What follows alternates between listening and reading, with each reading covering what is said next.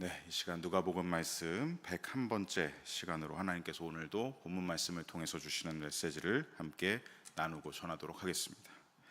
지난 시간에는 우리가 4절 말씀을 좀 중점적으로 살펴보면서 예수님이 이 70명의 제자들에게 전도 여행 중에 하지 말아야 할 것, 이것을 당부하시는 말씀을 함께 살펴봤습니다. 4절 말씀을 보시면 전대나 배낭이나 신발을 가지지 말며 길에서 아무에게도 무난하지 말며 하지 말 것을 말씀하셨죠. 이 4절 말씀을 통해 궁극적으로 예수님은 당시의 제자들 그리고 오늘날 이 말씀을 보는 우리에게 이러한 메시지를 주시는 것입니다. 너희들은 받은 사명, 이 신앙의 본질을 비본질로 흐트러뜨리지 말고 더욱 사명에만, 신앙의 본질에만 집중하면서 살아가라라고 하신 것이죠. 입을 것, 먹을 것, 신을 것, 챙길 것들, 이것은 신앙의 본질이 아니라 부차적인 것들, 신앙의 본질이 아니라 비본질입니다. 이것들은 하나님께서 공급하시고 보호하실 것이니 너희는 공급자요 보호자이신 하나님만 의지하면서 너희에게 주어진 사명, 하나님 나라를 전하고 확장하는 것에 집중하면서 살아가라 하신 것이죠. 또한 복음 전파는 매우 긴박한 일임을 말씀하신 것이고 영혼을 구원하는 것은 무엇보다 가장 급선무가 되는 일이다. 왜냐하면 마지막 때 시간이 얼마 남지 않았기 때문입니다. 이런 비본질적인 것들에 신경을 쓰느라 본질의 사명을 놓쳐서는 안 된다. 이런 것들을 당부하시며 예수님이 4절의 말씀을 전해주신 것입니다. 여기서 이어지는 이제 오늘 본문부터는 전도 여행 중에 제자들이 해야 할 것이 무엇인지 그것을 말씀해주고 계십니다. 자, 먼저 우리 5절과 6절 말씀을 화면을 통해서 다시 한번 같이 읽어보겠습니다. 어느 집에 들어가든지 먼저 말하되 이 집이 평안할지어다 하라. 만일 평안을 받은 사람이 거기 있으면 너희의 평안이 그에게 머물 것이요 그렇지 않으면 너희에게로 돌아오리라. 아멘. 자, 먼저 5절을 다시 보시면 예수님은 제자들이 전도 여행 중에 어떤 가정집에 들어가게 되면 가장 먼저 뭘 하라고 하십니까? 평안을 선포하라. 평안할지어다 라고 선포하고 전하라 라고 말씀하고 계십니다. 자, 여기서 이 평안은 헬라어 원어로 에이레네입니다. 이것은 구약의 샬롬, 우리가 너무나 잘 알고 있는 히브리어 샬롬에서 유래한 헬라어 번역이죠. 에이레네. 이 말씀은 단순히 이 집이 평안하기를 빕니다 라는 형식적인 인사를 전해라, 이런 수준만이 아니라, 단순한 인사말을 전해라 라는 것이 아니라 평안을 선포하라. 이게 무슨 말씀입니까? 이 가정에 하나님의 샬롬이 왔다, 이 가정에 하나님의 샬롬이 임했다, 믿음으로 선포하라는 것입니다. 영적으로 이것은 굉장히 중요한 선포였던 것이죠. 왜냐하면 이 집은 평안이 왔다, 하나님의 샬롬이 왔다. 그럼 이게 무슨 말입니까? 하나님의 통치가 시작되었다. 이 집은 이제 세상의 것이 아니라, 사탄의 것이 아니라 너희의 집은 하나님의 것이 됐다. 이 영적으로 엄청난 중요한 선포를 하라고 하시는 것이죠. 어느 집을 가든지 제자들은 이 집이 그리스도의 복음을 받아들이고 하나님과의 관계가 회복되어서 화평을 누리는 가정이 되기를 믿음으로 고백하고 선포하라 하신 것입니다. 여러분, 진정한 평안은 어떻게 얻을 수가 있습니까? 저는 한 가지밖에 없다고 생각합니다. 하나님이 나를 다스리실 때, 하나님이 우리 집을 다스리실 때, 하나님이 교회를 다스리실 때, 하나님이 이 나라를 다스리시고 세계 열방을 다스리실 때 샬롬이 임하는 줄로 믿습니다. 여러분, 하나님의 통치와 다스리심과 하나님과의 관계가 살아나야만, 끊어졌던 다리가 다시 이어져야만 우리는 진정한 평안, 세상이 알 수도 없고 줄 수도 없는 샬롬을 얻을 수 있는 것입니다. 그러니 이것은 세상 사람들 그 어느 누구도 줄 수 없는 것이죠. 구원이라는 엄청난 축복의 선물 아닙니까? 제자들은 이 엄청난 선물을 그 집에 들고 들어가는 것이다 라고 말씀하시는 것입니다. 자, 그런데 문제는 무엇이냐면 6절의 말씀처럼 6절의 말씀처럼 그 구원의 선물, 참된 샬롬, 에이레네, 이 평안을 받느냐 받지 않느냐, 이 몫은 오로지 그 집, 그 가정의 몫이라는 것이죠.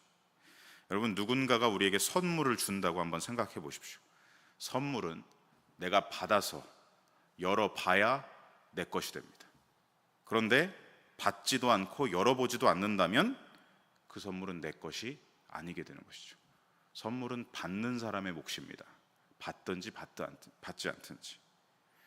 70인의 제자들이 방방곳곳을 돌아다니면서 이 엄청난 참된 선물을 전해 주어도 듣는 사람들이 그 평안의 선물을 받아들이느냐 아니면 거부하느냐.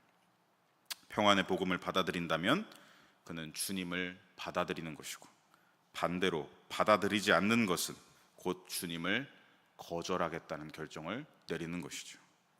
받든 받지 않든 그에 따르는 결과는 오로지 그 가정의 몫이 된다는 말씀입니다. 사랑하는 성도 여러분, 저와 여러분의 가정이 평안의 복음을 날마다 받을 준비가 되어 있는 가정, 믿음의 그릇이 준비되어 있는 가정이 되기를 간절히 소망하고 축복합니다. 더 간절히 소망하는 것은 저와 여러분이 살아가면서 만나는 모든 사람들마다, 또한 우리가 어떤 가정에 방문하든지 그때 진정한 평안의 복음 되시는, 유일한 구원의 이름 되시는 예수 그리스도, 예수님을 받아들일 준비가 되어 있는, 우리가 만나는 모든 사람들이 그 받아들일 준비가 되어 있는 사람들이 되기를 기도해야 하고, 우리가 방문하는 모든 집과 가정마다 이 집과 가정이 예수 그리스도를 받아들여서 샬롬을 얻게 되기를 우리가 기도하고 그 집에 들어가야 할 줄로 믿습니다. 믿음의 그릇이 준비되는 것이 얼마나 중요한 것인지, 얼마나 다른 결과를 맞이하게 되는지 오늘 이 말씀을 보면서 우리가 알게 되는 것이죠. 여러분, 우리가 말과 삶으로 전한 복음이 열매를 맺어서 그 사람에게 하나님 나라가 이루어지고 그 가정에 하나님 나라가 이루어지고, 이것을 통해 하나님이 영광 받으시는 복된 만남과 복된 가정이 되기를 간절히 소망하고 축복합니다. 이어서 우리 7절 말씀 우리 화면을 통해서 함께 읽어보겠습니다. 그 집에 유하며 주는 것을 먹고 마시라. 이 집에서 저 집으로 옮기지 말라. 자, 예수님은 여기서 세 가지를 말씀하고 계십니다. 먼저 70인의 제자들에게 너희들이 어떤 가정에 들어가서 샬롬을 전했을 때, 복음을 전하고 하나님 나라가 이 집에 임했다라는 것을 선포했을 때 그 가정에서 평안의 복음을 받아들이거든 너희는 그 가정에서 머물면서 유하고 대접해주는 음식을 먹고 마셔라 라고 말씀하십니다. 그들이 환대를 해주고 대접해주는 것을 부담스럽게 여기거나 미안해하지 말고 거기서 먹고 마시고 누리라 라고 첫 번째 말씀을 하고 계십니다. 왜냐하면 그 환대는요, 그저 그 사람들의 정성만 담겨 있는 것이 아니라 그 안에는 영적인 의미가 담겨 있습니다. 이 환대와 대접은 하나님이 베풀어 주시는 것이죠. 그 가정을 통로로 삼아서. 왜냐하면 제자들이 복음 전도 여행을 출발할 때 어떻게 했습니까? 전대도 챙기지 못했고 배낭도 챙기지 못했고 여분의 신발도 챙기지 못했습니다. 이것은 입고 먹고 마시고 보호받을 것을 아무것도 챙겨가지 않은 채로 간 것이죠. 그러면 어디선가 어느 통로로 인해서 채워져야 하는데, 하나님이 어디를 통로로 지금 역사하시느냐? 복음을 받아들이고 영접한 샬롬을 받아들인 사람들이 너희에게 그것을 대접해 줄 것이다. 하나님이 그 가정을 통로로 역사하신다는 것입니다. 그러니 너희는 일용할 양식을 공급하시는 하나님을 믿음으로 받아서 누려라. 쉼과 에너지를 충전하게 해주시는 하나님, 너희들의 발에 상처 하나 나지 않도록 보호하시는 이 모든 것은 사람을 통해서 일하시는, 그 가정을 통해서 일하시는 하나님의 일하심이니 너희는 아멘으로 받고 그것을 누리라 라고 하시는 것이죠. 그래서 7절 중반절에 보시면 하나님의 일꾼이 열심히 헌신하고 그 흘린 땀의 삭슬 받는 것, 주인이신 하나님께 받는 것은 마땅하다라고 이어서 말씀하고 계신 것입니다. 단 제자들에게 한 가지만큼 이 마지막에 이 엄청난 강조하시면서 강한 당부의 말씀을 하고 계십니다. 이 집에서 저 집으로 옮겨 다니지는 말아라 라고 하십니다. 이 말씀은 한 마을 안에서 대접을 받기 위해서 이 집 저 집 돌아다니는, 마치 수금 받듯이 세금 걷어들이듯이 너희가 준 것을 여기저기서 다시 받으려고 여기저기 돌아다니는 행동은 해서는 안 된다라고 하십니다. 왜냐하면 제자들은 뭘 전해주는 사람들입니까? 선물을 전해주는 사람이죠. 평화의 선물, 샬롬을 전해주는 게 목적인 사람들이지, 자꾸 이 집 저 집 다니면서 하다 보면 어떻게 되겠죠? 대접을 받으러 다니는 게 목적이 돼버립니다. 선물을 주려고 하는 게 목적이 아니라 내가 이만큼 해줬으니까 나도 받아야겠어, 이러면서 목적이 변질되고 왜곡될 수가 있어요. 그러니까 여행의 목적이, 전도 여행의 목적이 바뀌어서는 안 된다. 그러니 너희들은 이 집 저 집을 돌아다니지 말아라 라고 하시는 것이죠. 게다가 한 마을 안에서 이 집 저 집을 돌아다니다 보면 제자들의 마음 안에 뭐가 생기겠습니까? 비교하는 마음이 생기죠. 아유, 이 집은 우리를 이렇게밖에 안 해주네, 저 집에서는 안 그랬는데. 그러면서 마귀가 주는 섭섭시험과 비교시험이 마음에 틈타게 될 것입니다. 그러면 여러분, 선물을 전해주는 제자들에게도 아무런 유익이 없고 대접을 해주는 사람들에게도 아무런 유익이 없습니다. 그렇게 될 경우 하나님 나라는 깨어지고 말겠죠. 그래서 한 마을을 전도할 때 이 집 저 집 옮겨다니면서 대접받는 것은 너희들은 삼가라, 절대로 하지 마라 하시는 것입니다. 성도 여러분, 저는 이 말씀을 보면서 이런 묵상을 하게 됐습니다. 그리스도인은 무언가를 전해주면서, 내가 받은, 하나님께 받은 선물을 전해주면서 생색을 내서는 안 된다. 여러분, 내가 이 엄청난 평안의 선물을 전해주는데 나는 생색을 조금이라도 내 마음에 가지게 되면 상대방의 반응을 자꾸 보게 됩니다. 그리고 반응이 어떻게 되는지 그 반응의 무게를 자꾸 재보게 되죠. 내가 이만큼 해주는데 넌 겨우 이거밖에 안 해줘? 여러분, 이런 마음이 틈타는 순간 마귀가 제일 좋아합니다. 나도 예수님께 아무 이유 없이 구원을 받았습니다. 내가 뭘 잘해서 구원받은 게 아닙니다. 오직 은혜로 복음을 선물로 주셨고 나에게 평안의 하나님 나라의 시민권을 아무 값 없이 주신 것입니다. 나에게 선물로 주신 것이고 내가 선물로 받은 것이죠. 그런데 그렇게 거저받은 우리가 이 거저받은 평안의 복음을 전할 때 생색을 내고 무언가 대가를 바란다는 것은 주님이 보시기에 이것은 아니라는 것이죠. 여러분, 뭘 바라고 주는 게 아니라 나도 주님께 거저받았기에 거저 여러분에게 전해준다. 여러분, 이 마음을 가져야 샬롬이 깨지지 않는 줄로 믿습니다. 이 마음으로 복음을 전하라는 것이죠.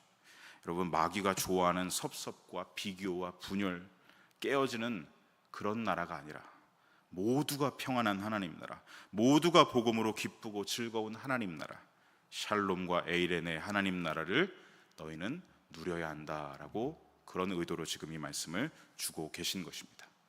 이어서 마지막 우리 8절로 9절 말씀 우리 화면을 통해서 함께 읽어보겠습니다. 어느 동네에 들어가든지 너희를 영접하거든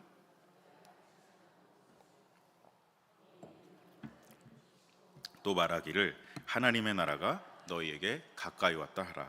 아멘. 자, 여기서 예수님은 제자들에게 당부를 또 한 번 하시는 것이죠. 너희가 그 마을에 왜 들어갔니? 너희가 그 가정에 왜 들어갔니?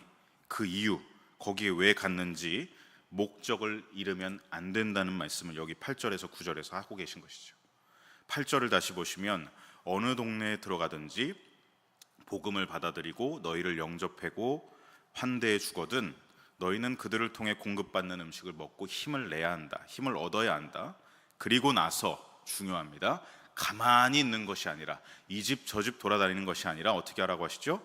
9절, 내가 너희를 보낸 이유, 내가 너희를 마을에 보낸 이유, 거기에 죄악의 어둠에 갇혀서 신음하고 있는, 어둠에 갇혀있는 병자들을 고쳐줘야 한다. 그들에게 하나님의 나라가 너희에게 가까이 왔다. 복음의 소식을 선포하라.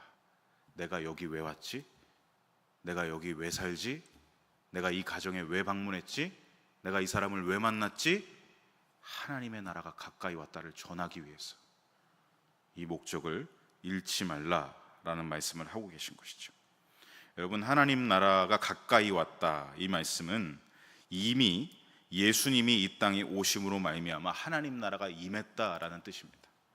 하나님 나라는 예수님의 공생의 사역을 통해서 이미 이 이스라엘 땅에 임했던 것이죠.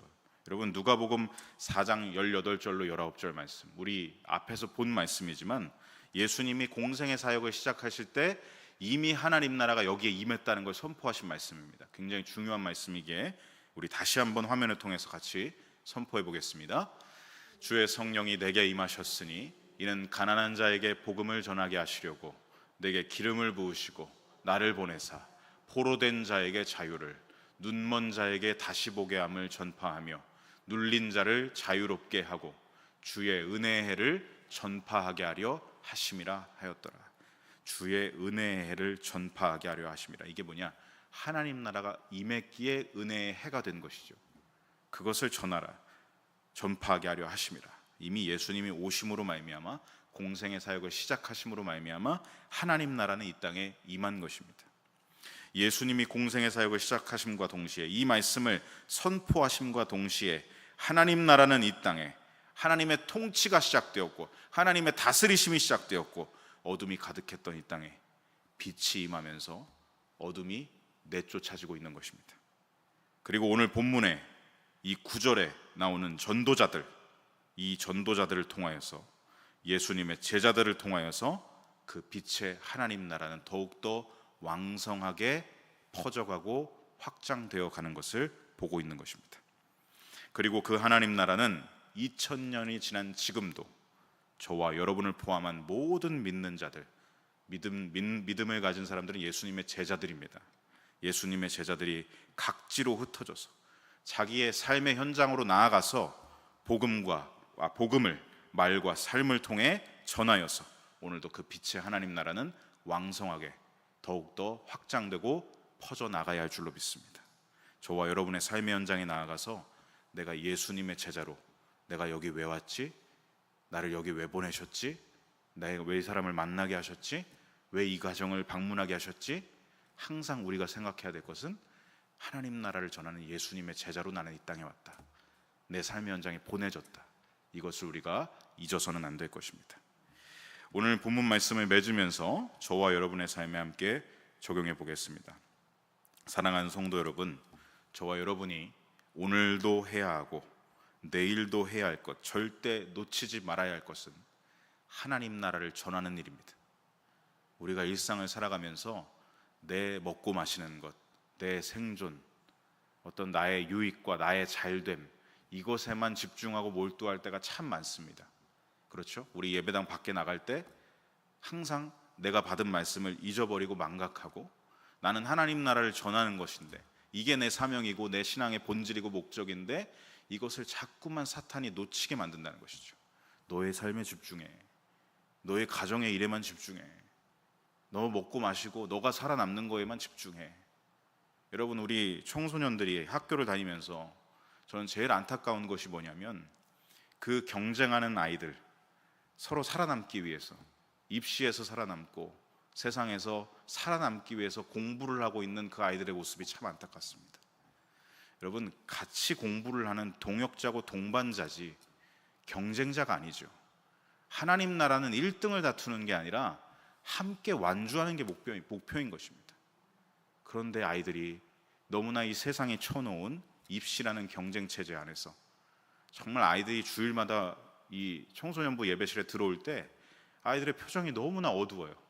얼마나 일주일 동안 시달렸을까, 얼마나 힘들었을까, 저 경쟁 체제에서 살아남기 위해서.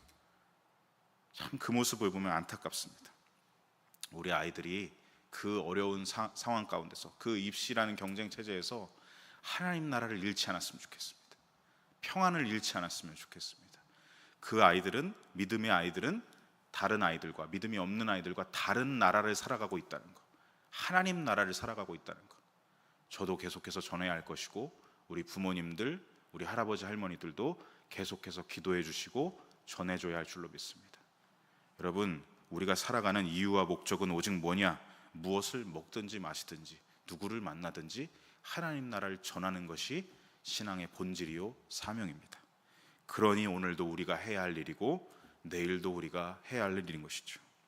깨어진 세상에, 하나님과의 관계가 깨어진 영혼들에게 복음을 전함으로 샬롬을 선물해 주어야 할 사명이 주님의 제자인 저와 여러분에게 있는 줄로 믿습니다.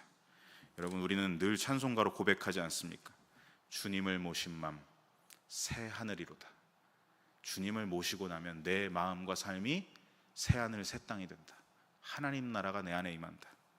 우리가 그 하나님 나라를 누리고 있기에, 이 좋은 하나님 나라, 이 감사한 하나님 나라를 우리가 누리고 있기에 우리도 일상에서 만나는 모든 이들에게 이 좋은 하나님 나라를 소개해 줘야 하고, 일상에서 방문하는 모든 가정들에 이 감사한 하나님 나라를 전해줘야 합니다. 샬롬을 전하는 것은 당연한 일입니다. 우리가 이 사명을 감당할 때 주님이 우리의 모든 뒷받침, 우리의 일상의 모든 필요, 그 공급을 채워주실 것이고 사명을 감당하기에 부족함이 없도록 하실 것입니다.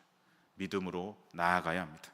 이것을 믿고 오늘도 삶의 현장 가운데 힘차게 나아가셔서 샬롬의 복음, 샬롬의 나라, 하나님 나라를 전하는 저와 여러분의 삶이 되시기를 간절히 소망하고 축복합니다.